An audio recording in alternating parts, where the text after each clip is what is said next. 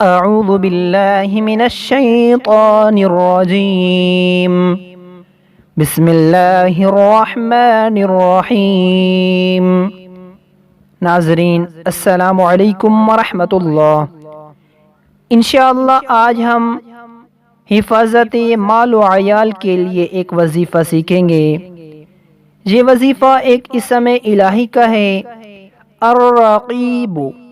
الرقیب، اس اسم الہی کا ذکر کرنے سے مال و عیال محفوظ رہے گا، اور جس کی کوئی چیز گم ہو جائے اس کو بہت پڑھے انشاءاللہ تعالی وہ چیز مل جائے گی، اور اگر اسقاط حمل کا اندیشہ ہو تو اس کو 7 مرتبہ پڑھے انشاءاللہ تعالی ساقط نہ ہوگا۔